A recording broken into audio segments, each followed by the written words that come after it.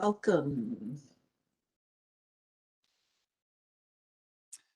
Okay, well, hi everybody. I am Todd Mitchell. I'm the owner of Cybersecurity for Biz, and today I want to talk about what is social engineering, and I'm going to share my slide.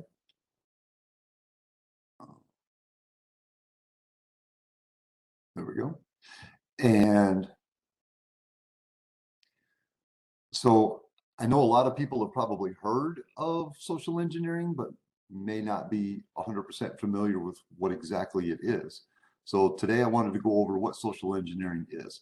It's basically hacking, but from uh, mining personal information from you, as opposed to where traditional hacking is breaking barriers electronically through the internet to get into your system and steal the information. So I guess the difference would be, instead of breaking in your front door to get to your desk drawer to look at a piece of paper you have on your desk, they are tricking you into telling them what's on that piece of paper, so they don't have to break in and look at the paper. So with that in mind, let's take a look at what a cyber criminal is. So cyber criminal are basically cracker, they call them, are the ones who figured out how to crack code. These are high-level programmers, and they write attack software. And then the more prominent one, because those are kind of few and far between, are called script kiddies. And basically what that means is the person who cracked the code in the first place writes this code, and then he wants everybody to know how good he is, doing it for, fame, so to speak, is one of the driving motivators. So he posts this code on a bulletin board, and that's where you see in the purple box. So then these script kiddies basically download. So when you see in the movies, and some guy, some kid, some high school kid in his mom's basement is the one doing all these attacks, he didn't actually write those codes. He's just downloading it and using it. So this would be a very prevalent thing where this code is used over and over and over again by a bunch of people who are now technically hackers, except they really don't know how to hack. They just know how to use somebody else's tools. Um, and then that gets reported back as a successful attack to that board. And now other people said, oh, well, they use this guy's software and they got a good attack. So now I can use this guy's software and I can get a good attack. And it just keeps growing and growing. And the next thing you know, there's thousands of people doing it. And then there's other criminals that create and sell bots. And this, not to stereotype too bad, but as a generalization, this is what the Russian mafia does. They create a bot army. Um, and you'll notice over here on the bottom left corner, it says 10,000 PCs are $1,000. So if I can spread malware and take over control of 10,000 computers, somebody will pay me $1,000 a minute for their use. So when it comes to, like right now, what's going on in the Ukraine and in the previous with the Crimea Peninsula, where they're trying to do these massive denial of service attacks to take down the media or the government websites. That's what they're using. They're using computers from all over the world that have been taken over as these little bots by malware attacks.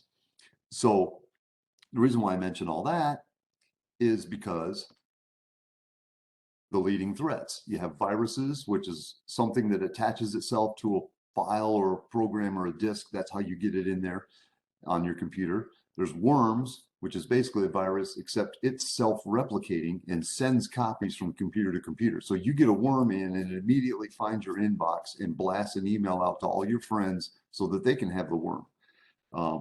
Then there's a Trojan horse, which is actually called a logic bomb. It's malware that only executes under a certain condition. So you might download malware today and it sits on your computer so that I can take you over as a bot, only I don't need you yet. So it literally can sit on your computer for days, weeks, months, even years. And then all of a sudden when I need it, I turn it on and use it. Um, Then there's spyware rootkits. They used to be called rootkits. More commonly, people know them as spyware. This is where you're loading software that does backdoor entries, keylog bloggers, hidden users. This is the ones where you see people, their their webcams or their microphones recording things, and the crazy stalker X, getting into your phone and seeing who all you're talking to and listening to conversations without you knowing about it. This is the software that they use for that. And then the botnets and the zombies, we kind of covered that a little bit already.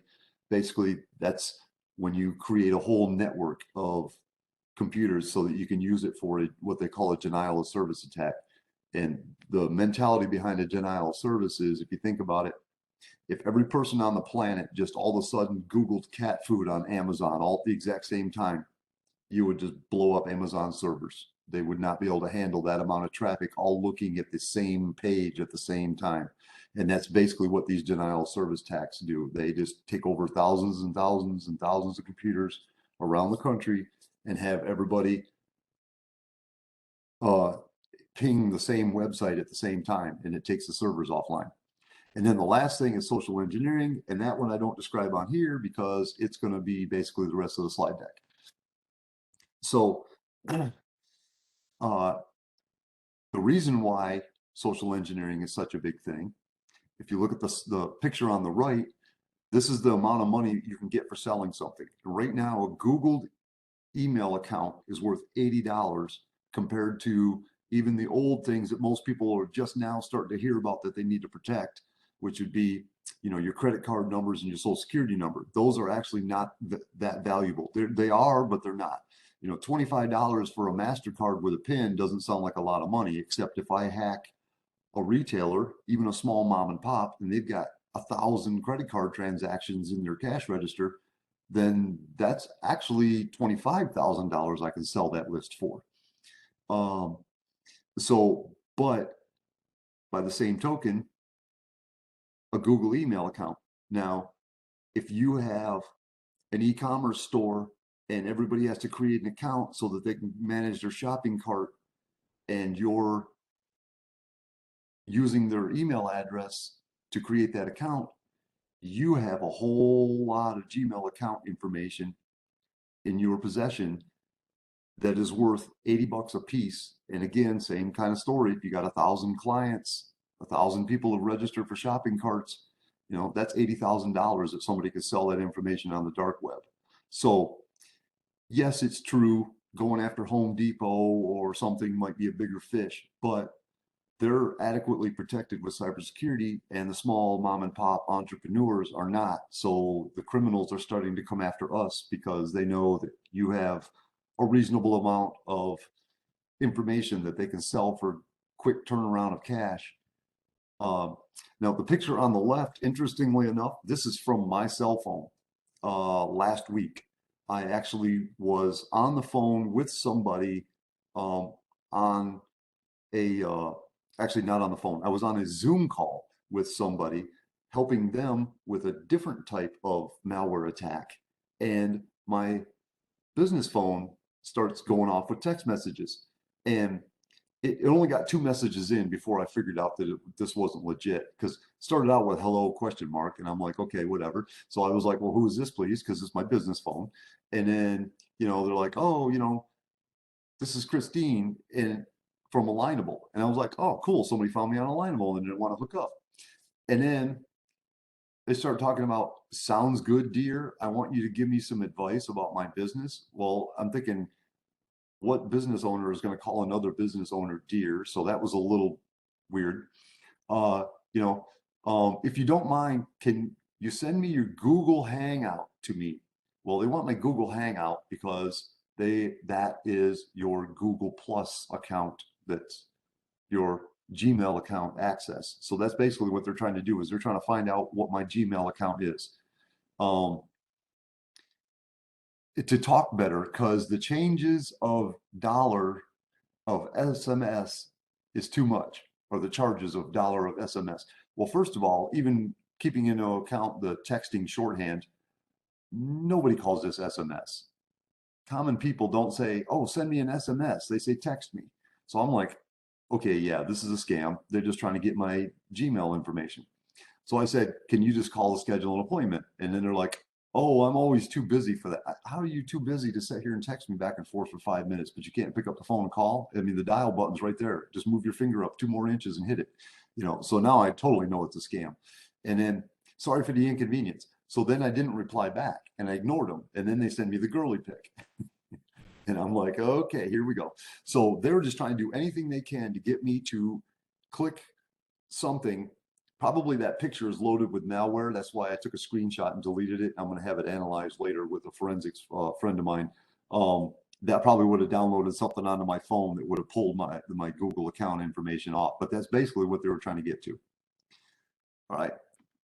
So more about social engineering. It's manipulating people into performing actions or divulging confidential information. And similar to a confidence trick or simple fraud, um, basically, this is John from cyber, the system administrator. What's your password? This mostly doesn't work really on entrepreneurs, but it would work in a corporate world. I've actually had to do this as a experiment when I was in college. I was in a group of people that were tasked with calling and seeing. It was like part of a research, seeing how many companies we could get that would actually do this.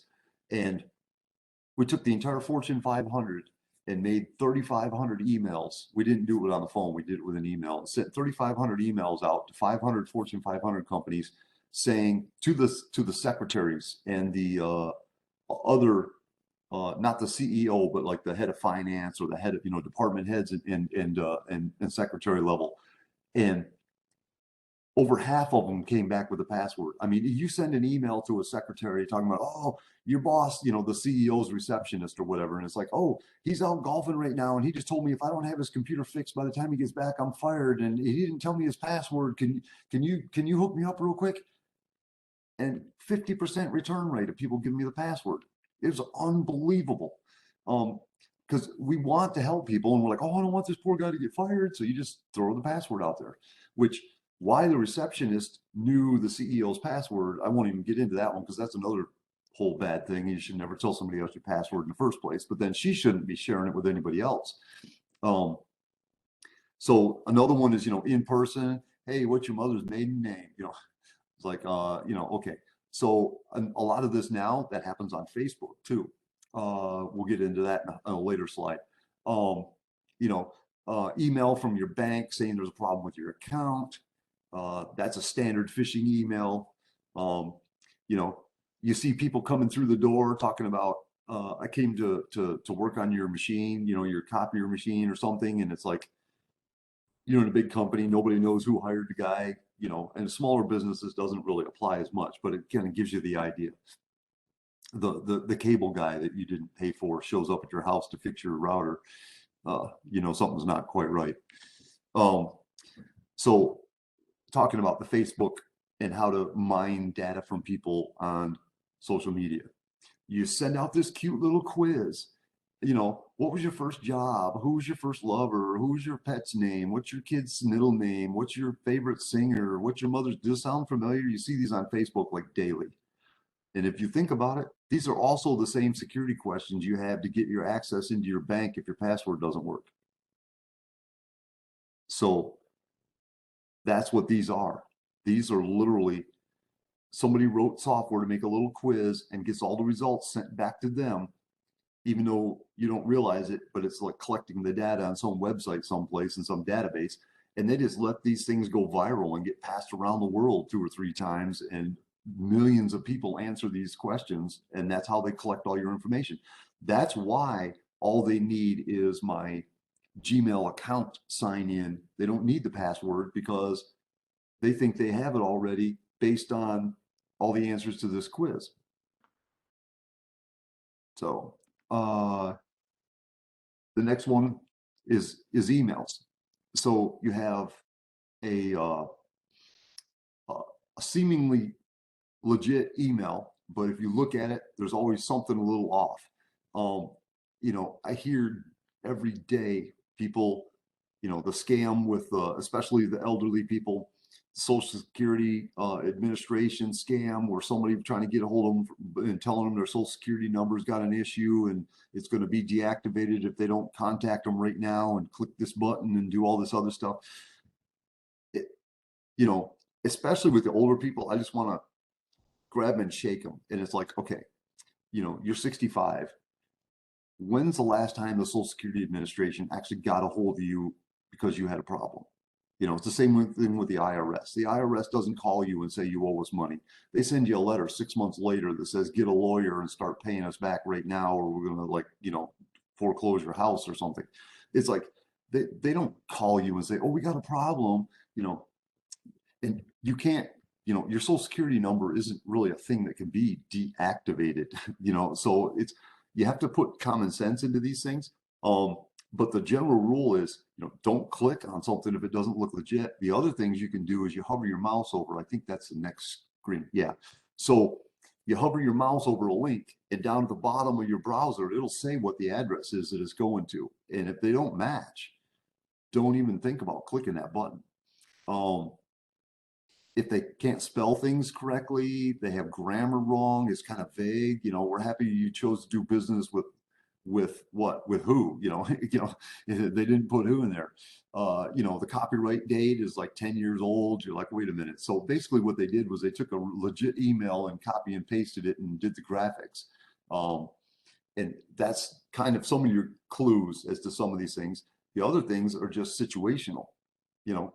Why is this bank trying to get a hold of me? Do I even have an account with this bank? Those kind of things. And then this is one that I just saw over the weekend. This is the one I was fixing when somebody started texting me, the other phishing scam. You hit to a certain website, it doesn't really matter which one. There's a bunch of different websites out there, and all of a sudden, this particular person called me in a panic. Their volume was all the way up on the loudest setting, an alarm going off. It sounded like a smoke detector off of their computer, screamy, high-pitched alarm blaring, all these pop-ups. You can see on this picture, there's 1, 2, 3, 4, 5, 6 different pop-ups on this thing.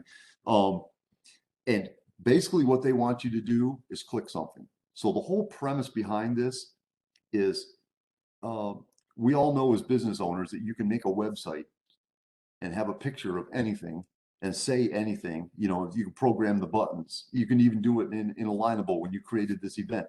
You're making a button and you can make it say, click here, learn more, call me now, whatever you want it to say. So basically what the premise behind this is, Microsoft Windows or Apple's iOS or Mac, whatever version of Linux, doesn't matter who you are. If you're using an operating system, the operating system has built-in security that says you are not downloading software onto this computer unless the administrator or main user says it's okay. And in Windows, if you normally try to download something, it pops up that little window in the background that says, so-and-so is trying to make changes to your computer. Do you say yes or no? And then you click yes and it lets it install. That's basically what this screen is. This is the thing that says, do you want to let us download malware, yes or no? And there's a button that you're supposed to say yes, and you don't really want to. And if it said that, you wouldn't. So what they've done is they've changed the picture of that screen and they've changed what the button says, and they've put all these pop-ups in here. And the reality is you click any single one of these buttons anywhere on it. It doesn't matter if you click OK, cancel, if you hit the X in the corner, you hit the minimize, it doesn't matter. Anything you touch on this screen downloads malware. So when this situation happens, what you want to do is hit Control-Alt-Delete and end the task. You want to make sure that it's closing the browser without taking any actions. And the other thing you want to avoid is you don't necessarily want to shut off your computer.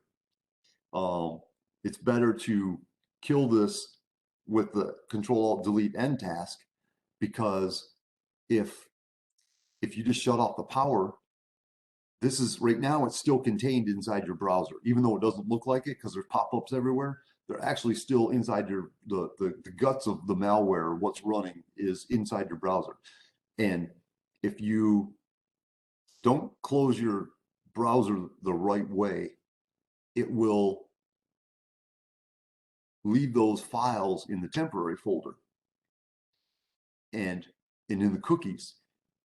And what happens is if you just kill the power to your computer and turn it back on, then there's a chance that this software could start itself before your antivirus can kick in and find it. Now, in this particular case, this was some really sneaky good stuff.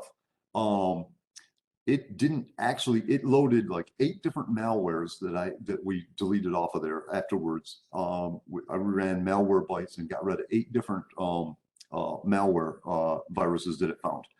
And then even though those 8, because they actually clicked the button, unfortunately, they tried clicking cancel or stop or something before they called me. After we got rid of all the malware, they're still having issues. I went back in there today, as a matter of fact, that's where I was up until about an hour or so ago, and I had to remote in, and I found Chrome Remote Desktop Host as an app that was installed on our computer, an ad blocker Chrome extension that was in there as an extension under the Chrome. And the reason why they knew something was still going on is their Chrome was really, really, really slow. So what this tells me with seeing these 2 things is this was a bot. Somebody took over this computer, was remote desktoping into that computer, didn't want to steal any of this stuff because this is an older lady that doesn't have anything on her computer, but basically they were just using that to use her browser to ping other websites in a denial of service attack. And that's basically what it was. And the malware itself is named stuff like, Chrome Remote Desktop Host and Ad Blocker.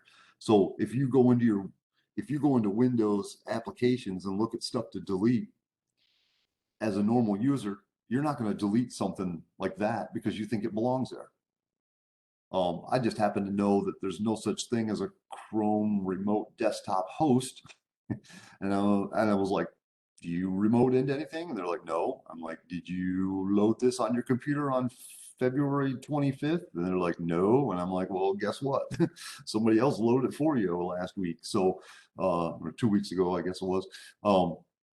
So we managed to get rid of that. But those are kind of the dangers that that are out there. I think that's the end of my slides. I didn't want to take up a whole lot of time, and I wanted to leave plenty of time for questions. So yeah, that's pretty much all I had. But those are kind of the dangers, and that's kind of how people do the social engineering. It's just trying to extract information from you. And in today's world, it's shifted from the old days of crank phone calls to now it's Facebook quizzes, random emails. Just a statistic, 1 out of every 300 emails has malware in it. That's according to Verizon and AT&T in a joint thing, which they are Verizon and AT&T combined control about 75% of the internet in North America. So, and they say about 1 out of every 300 contains malware. And if you think about that, if you're like me, you probably get 50 emails a day, which means you get 300 a week. So at least once a week, you have malware sitting on your computer, just waiting for you to click the button and install it, coming through your emails. So you need to be very diligent and train all your employees, your friends, your family, everybody else needs to be totally aware of how to identify a phishing email and not click that button, because that's the #1 transport method right now, because it's very effective.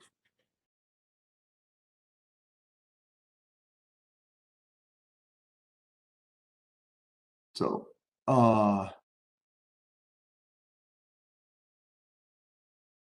Helena, you still there?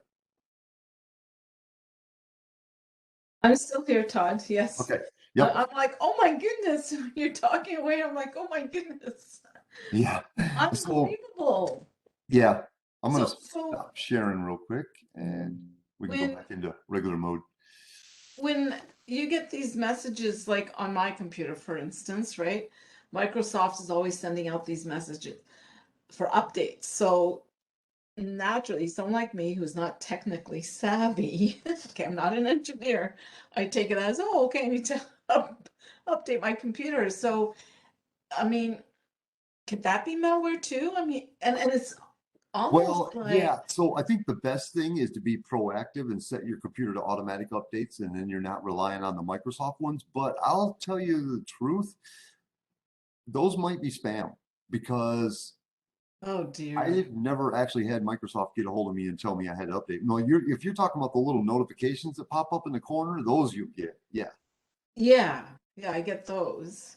Yeah. Now, what about these like AVG and Microsoft security? I mean, I bought this little laptop just so that I use it strictly for WebEx meetings, and that's it. I don't really do anything else on here, but I Well, know it's got the Microsoft 11, okay. So you and it run comes 11 with already. that security. And now, are you protected with that, or do you need added security? Like, do I have So to add there's AVG two as kinds of, well? yeah, that's a trick question because there's two kinds of security at the level you're talking about. So Mhm. as far as antivirus, anti-malware, anti-spyware, anti-ransomware, anti whatever the heck they come up with next where. So there's a simpler term, they call it endpoint protection. You may have heard that. That's kind of a Mhm. cybersecurity speak that most big enterprises use um, because they don't want to say all those anti-words is a real long sentence. But so of those, there's two kinds. There's host-based and there's network-based. So the host-based is going to be what you download and install on your computer, like the ones you were just talking about, the Norton, the McAfee, AVG, Avast, Windows Defender, a bunch of these. Uh, Right. and then the network-based ones are basically run in the cloud and you pay a subscription and it just scans your network constantly and it doesn't necessarily install something, although you can have them and install them on a server. But those are normally those are the other ones that you hear about with the IBM, the Cisco, the AT&T, Verizon, the business class, AT&T's business class thing and Verizon's business class. Um, Bitdefender, a couple of the other ones like that, Trend Micro, those guys are in the protecting the server room and everything that's Oh, attached to it, which means your right. computer by default because you're hooked to the server in the server room. Um, and so the reason why I mentioned that is if you're just talking about the host-based ones on your computer, Windows Defender, it's called Windows Security now. Mhm. Windows Security for Windows 10 and Windows 11, it's the same thing. That actually was ranked number 3 out of all of them when they did Oh, the last year. The report come out for 2021, and Windows Defender is number 3 on the list. So, well, Windows Security. I always keep calling it Windows Defender. I'm old school. So Windows Security is number 3 on the list. So, my opinion, it's free. It's already on your computer. I would not waste your money on buying, $100 subscription to Norton or McAfee or Avast or any of those other ones because you already have something doing the exact same thing on your computer that is just as good or maybe even better than what they have. mhm. Uh, Now, if you want to pay more into the $50 a month or something and get constant monitoring of your entire network through Bitdefender or something like that. That's where you see these ID Shield and some of these other ones that say Okay. they do that kind of stuff and they're charging you $80 a month for it. That's uh, that protection is better because now you have your computer being protected and you have your network being protected. So it is Okay. a better way. Um, if you need it. So a lot of these bots are like from foreign countries, like they just, I mean, because you mentioned earlier that you pointed out it was, a lot of Russian. Well, I Yeah, can imagine it's probably um, happening more so now because it of what's is, happening. and I've seen the increase. I mean, Oh, I've wow. had 4. I've recovered or stopped or know about at least 4 different malware attacks in the last, well, I'm cleaning them up now. They all happened last weekend. From Friday to Monday, I got hacked. One of my clients got hacked. My sister's got, not my sister, my daughter's best friend, she calls her a sister, that's what threw me off. And another one of my clients. I mean, all within the same 48 hours or so. It all happened between Friday evening and late Sunday night. It was just insane. Oh Uh, my goodness, say? and that's what they're trying to do, because Yeah. the political, uh, aside from the right or wrong parts and whether we should be doing anything or not or whatever. So what's going on is we isolated Russia from the rest of the world. And Russia said they want revenge. So there's their motivation.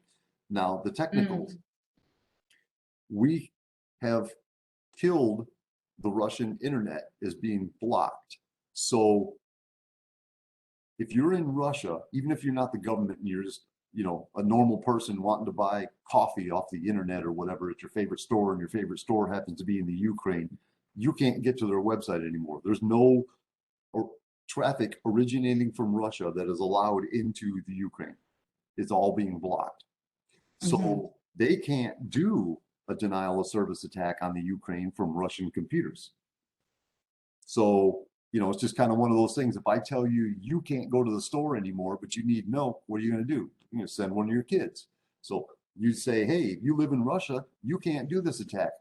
Okay, I'll just activate all the computers I've already hacked into in the past from, Oh my goodness. America or Africa or That's Europe or whatever. crazy. Wow. So that's Wow. basically what So they're doing we right we now is they're trying to get your computer to be one of their little million-man army to hack into the Ukraine. so that can cause a lot of trouble for someone.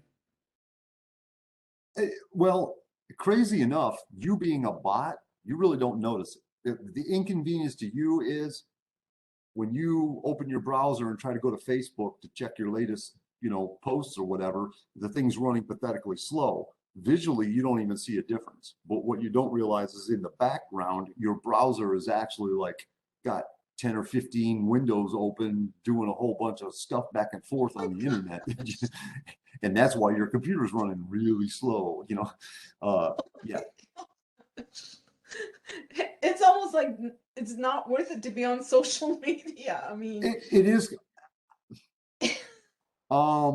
I'm not gonna lie. I'm not trying to talk anybody out of social media, and I'm no, not saying no. do I what I mean, did. we gotta know this But information. I started college in 2009. Took my first class the first day of school.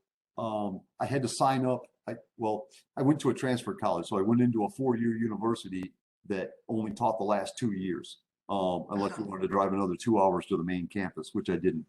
So they're like, I transferred in with an associate. So I already had all my freshman, stuff done. And now I'm just taking nothing but IT classes for the next 2 years.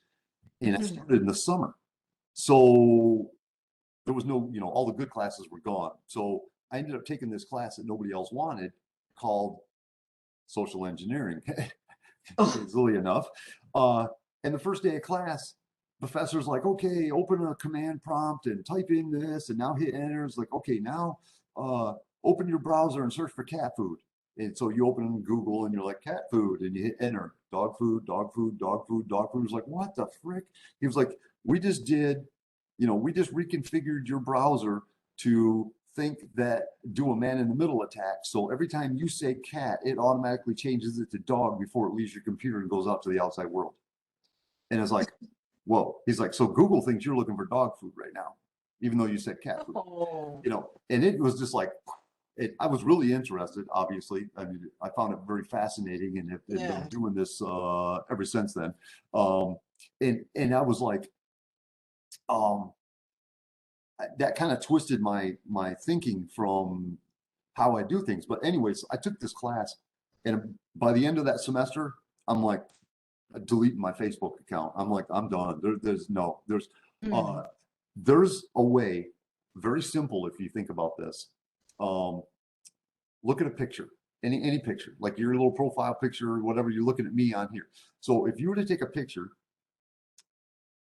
and you put a black border around it, let's say, or like I've got right, where's my, there, that little black, Yeah. Darth Vader helmet. So black looks black. Now the actual code for black is uh like in 250 the RGB, red, green, blue, you got 1 through 255 in each of those, right? So if you or 1 through 0 through 1 to 255. So it's actually 1 through 256 is what they put it, because most people can't count when it starts at 0 and goes up and messes with your head. But anyway, so if you were at 256, 256, 256 out of those 3 scales, it looks black. If you go to 255, 256, 255, it still looks black. Mm. But now if you do the math and say, oh, everything's supposed to be 256 and I just made it 255, that's a 1 difference. Oh, this one stayed the same. That's 0. Oh, this one's a 1. Oh, this one's a 0. Oh, this one's a 0. You got binary code. Oh. So I can actually, they call this stenography. I can actually embed code into a picture. Oh my gosh. So I send you send me a picture and I change it just slightly enough. Every little pixel spot on there gets changed by a 1 or a 0. And it doesn't change the visual look of the picture at all. Uh-huh. And I send it back to you. And now you take that and compare it to the original and look at the actual color codes on there, and you just do all the math, and now you got binary code laying out. And so a computer can do all this lickety split, and it's done in seconds, whatever. So anyway, the point is you can download, you can hide malware in a picture. Facebook, I did this for homework. I had to make one. I had to make a little virus, and we all had to send them back and forth to each other. And then we were, you get credit if nobody could figure out what your virus was. It wasn't really a virus. We wrote a song lyric or something in one of them. And if anybody could crack your code and figure out what it was you wrote, then they got credit. And if you made it all the way to the end and nobody cracked your stuff, then you got like an A and all this stuff. Anyways, and then Facebook comes along with this tag your photo crap. And all of a sudden, Oh it's yeah, like, yeah. I can just take a picture and I can stick a thing on it, and it could be a picture of me and my wife, has nothing to do with you. And I could be like, at Helena, and the next thing you know, you're tagged. It shows next time you open Facebook, here's my picture on your screen, and you had nothing to do with it. Now, if I took this picture and loaded it with malware and then tagged you with it, you open Facebook, and now you got malware on your. As soon as you click the picture, it just starts downloading code. And I'm like, oh hell no. This stuff is not safe. The only reason I went on Facebook was number 1 to watch what my son was doing. Which is how I ended up on MySpace. I'm a few years ahead of you on that game. But yeah. I set up a fake account and I just, and he was always wondering how I found out things. I never told him I'm watching you on Facebook. Right. It's like, Mom's got eyes in the back of her head. How'd she know? I'm because you're a dumb butt and No, you just put it on the internet and everybody knows. Yeah. No, he's a fine young man. He's come out, he graduated from high school. He's got a great job with Toyota. So, I mean, all that hard work and Right. lectures and, But, my little yeah. way of watching him on Facebook really helped. But, Well, there's that mom's intuition thing too. I've had, it's totally way off topic, but I joined the Navy and came home after about a year and a half after I'd been in. I was on vacation over the holidays or something, and my dad and my sister and everybody else had to go do whatever normal stuff, and I'm still sitting around the house, and it was just me and my mom. And we were talking about when something happened, and she's like, "Oh," and she goes to the coat closet. And she's got this box she pulls out. And it's like literally every calendar that we've ever owned since like I was born or whatever.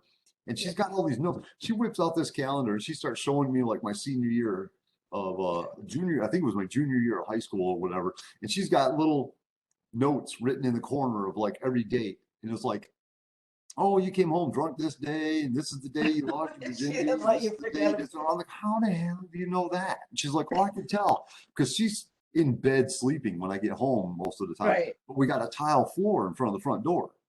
Uh-huh.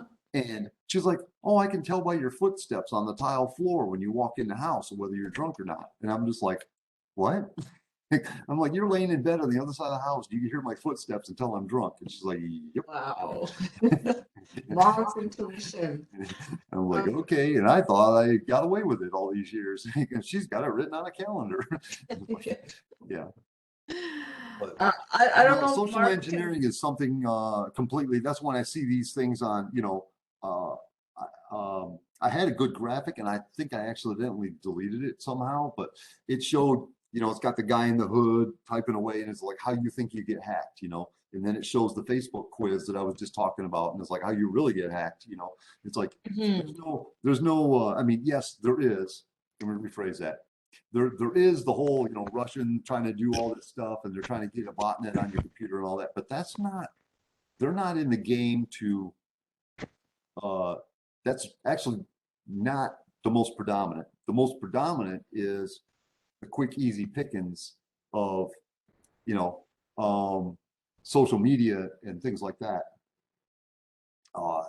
Why should I spend all my hard time writing code to try and break into your computer and get through your firewall and make it past Verizon or Comcast, security on their router and then get past Windows Defender into your computer and get through Chrome's anti whatever filters and all this other stuff when I can just send you some quiz and you tell me your dog's name and your kid's name and what That's year you crazy. got married. And I'm like, well, chances are dog's name and the year they got the dog is probably the password, and it Oh works. my God.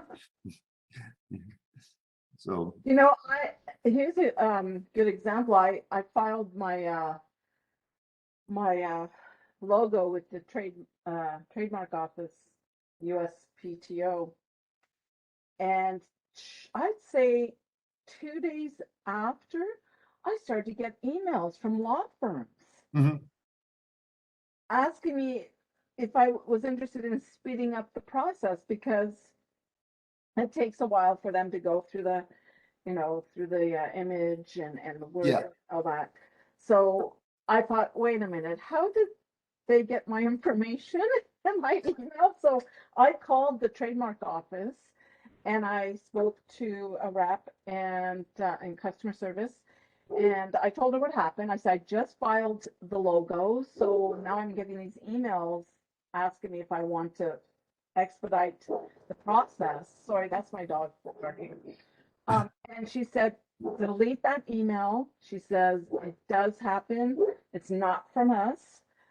We are in the process. And after I spoke to her, all of a sudden I started to get emails from them, from the USPTO, confirming, you right. know, the image, the cheetah, all this stuff. I'm like, thank God, you know. And that's what happens. That's the legal. See, and the crazy part is it's shocking as all this stuff that I'm talking about and all this the value of all this information and we're talking about Russians on the dark web and the Yeah, Chinese stealing all of our technology to build a bigger military and all this other stuff. But we can argue all day on whether it's right or wrong, but right. legally, Google, Facebook, Instagram, these guys are doing this stuff to us every single day. My You know, goodness. I mean, if And if there's I nothing, if there's I nothing that activated regulates your it. microphone to hear what you're sitting there talking about so that I can uh if I just took it upon myself to turn on your microphone and listen to your conversation so that I could help you uh, take care of whatever your biggest problems is. So I had to listen to you. I got my ear up against the your window or whatever, listening into your living room to hear you and your daughter arguing about something so that I could send you information on how to fix it. You'd have me thrown straight in jail as being a stalker. I'd probably never see the light of day. If I had a female judge, I'd totally be cooked. But Google does that crap, and we actually are supposed to pay them money for it when it's over with. It's like, what do you mean? You know, Well, you just hold on a you minute. activate my micro. You ever have one of them? I mean, it literally happens where you're sitting there talking about something. Oh, I got to go Google how to make chili for dinner. And then you walk over and turn your phone on and predictive text just automatically populates with chili for dinner or whatever on Google. And you're like, whoa, they were reading my mind. No, So, not actually reading your mind, but they did have your microphone on, so they totally heard what you said. oh, wait a minute. So why is it not being regulated? Well, because I'm gonna risk being political. This is America and we got rights. You can't tell me what to do. Yeah, we are literally the No, I only mean, country like, on the planet right now that does not have privacy advocacy laws. okay, here's my train of thought. So in some respect, when you think of Google, in some ways it can be beneficial if, like for instance, you said prior to us scheduling this presentation, we discussed about the tracking, um, where you know you can easily be tracked and stalked online because it's easy now to go on these, like you said, social media. Oh, she was there, and oh, she's there. Yeah, That's why I stopped any type of competition because now it's all on the phone, and they track. You can track.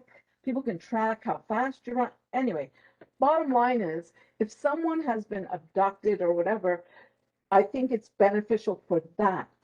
But all the other stuff in terms of your privacy, um, there should be well, some and, sort and of some of this takes regulation with common that. sense. So I like going into, I use Android, but if you go into your phone and you open the settings and you go to, what's it called? Uh, Privacy. And underneath it in little letters, it says permission usage. And you go to there and they've got a bunch of different devices. You can hit the privacy, Right. all permissions. Yeah. And it's, wait a minute, they just totally changed this thing. No, it's always been. Apps need your permission to access. So now you need permission to get into permissions. What there was this, I just had an update and it must have changed it. But it's got permissions for your phone, location, text messaging, they call it SMS, Right. contacts, call logs, calendars. You know, you need to go through these and look because this is what happened to me. It's like realistically, who needs to know where I am at all times?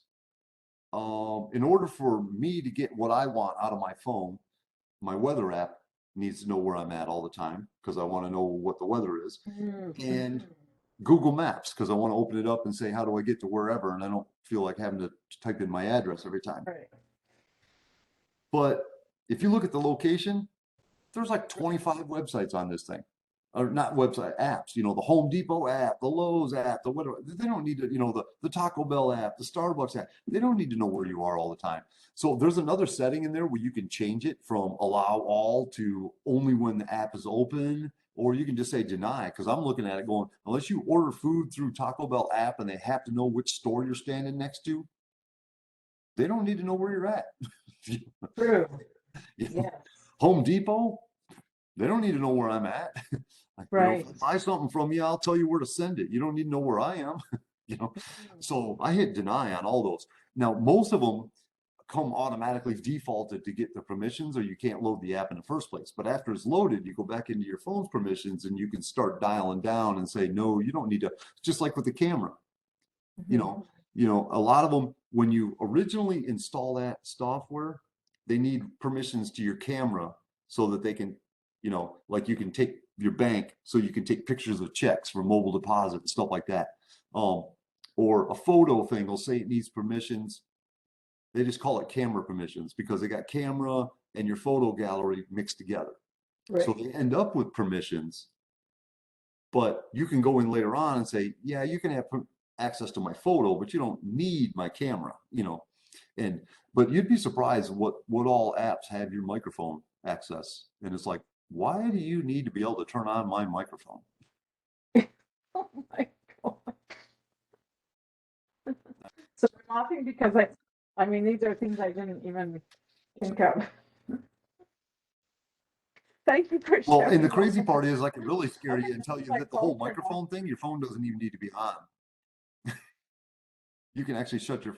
So first of all, the big myth about phones, this little button over here on the side says ON, OFF. No, it's more like a sleep button. Your phone is never really shut off. Unless you pull the battery out of it, it's not off. Right, right. I believe that. Yeah. I don't know if Mark can ask any questions since he's got no audio. Um, but I think you know, what you presented today is very important, especially for us that, I just have my website and being self-employed, with social media, is it beneficial? Is it not? Um, It I is use it beneficial. You for just have to be business. very smart about how you use it. Yeah. That's the whole thing. Um, so for the average individual, they really need to know more about what you spoke about, and hopefully, you know, we can book this again sometime down the road, or Yeah. I think we were talking about part two, and Yeah. I think it was a different subject. So we can talk about that. Uh, Mark, are you able to type anything? If you have a question, by all means. I think he can hear us, but his audio's off. Honestly, Um, I don't know if we have a chat yeah, room on here now. Okay. Well, if you do have any questions, feel free to get a hold of me on Alignable sure. and hit me up. Or if you can't find me, then hit up Alina and she can get it to me. And either way, And you have a website. What's your contact information? You have, please share that. yeah, let me, where was it?